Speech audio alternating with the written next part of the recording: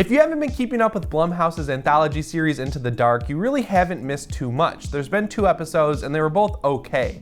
The 3rd episode, Pooka, though, came out this week, and that's the first one that really feels like the show has hit its stride and earned that 90-minute runtime. It is a little confusing though, but it's easier to wrap your head around if you think of it as a modern retelling of A Christmas Carol. Let's start with the past, since that's technically the beginning of Wilson's story. He's a lonely, aspiring actor who just moved to LA, and one day he goes to an open house being hosted by Melanie. He's a little forward, but he asks her on a date and they hit it off and move in together. Eventually they get married and have Ty, and judging by the photos on the wall in their house at the end of the movie, Wilson actually does become a successful actor. Moving on to the present, Wilson's success as an actor causes his ego to grow exponentially, and he starts losing his grip on reality. It's a little cliche, but he starts drinking, he loses time, and he becomes violent and angry. Things really come to a head though at Ty's birthday party. Wilson uses his Hollywood connections to get someone to come to the party dressed up as the hottest new character, Pooka, but during the party he overhears one of the kids bullying Ty about something his dad has done that we'll talk about in a minute. Wilson loses his temper and slaps the kid, which is pretty bad. He's having a conversation about it with Melanie and she asks him to leave. He does, but he's eventually allowed to come back home, and that brings us to the future. The penultimate scene in the movie takes place in the house that Melanie showed Wilson. This is where we see what will happen to him if he continues on the path of arrogance he set out on. It's revealed that he's not only violent, but he's also been cheating on Melanie, and Ty witnesses his meltdown when she calls him out. He destroys the tree, and Melanie gives Wilson one last chance to fix himself and their relationship. The real Wilson tells her not to trust him because he knows that if she does, she'll continue to enable him, and the only logical conclusion is the car accident that kills her, the drunk driver Red, Red's daughter, and Ty, leaving only Wilson alive to wallow in his guilt for the rest of his life. But with the general timeline pieced together, there's still a couple more things to clear up. I don't think Wilson actually played the role of Pooka, and that Pooka represents Wilson's career. At first, everyone wants and admires the toy, but once the toys start malfunctioning, everyone turns on them. A recall is initiated. People start throwing the toys in the trash and destroying them. During the news broadcast, we see Instagram posts of the toy in the garbage, and I think this is a metaphor for Wilson's career.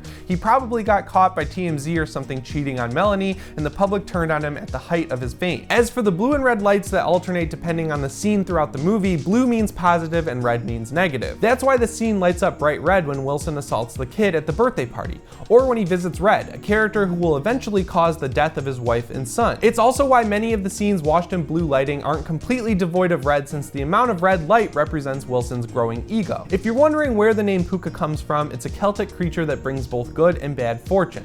That pretty much sums up Wilson's Pooka persona, doesn't it? Finally, the coolest and scariest twist here is that we don't know if Wilson's seeing the future that may be or will be. That's the line he's rehearsing in the bus on the way to the audition for Pooka, and I don't think that's an accident. It would be nice if he had the chance to fix things, since the consequences of his actions are the death of his wife and son, but think about how terrifying it would be to see your chickens coming home to roost and not being able to do anything about it. And that's Pooka explained. This one was actually pretty confusing. I had to watch the movie twice and keep it up at my TV so I could kind of click through it, but I think I actually figured it out. Let me know if you saw something I didn't down in the comments below, and also let me know what you thought in the movie. I'm really curious to hear your guys' thoughts. And also, it would really help me out if you subscribed. If you've been watching for a while, you know my goal was to hit 10,000 by the end of the year, but I accidentally hit it in October. So now my goal is 100,000. So if you could help me get there, that'd be great.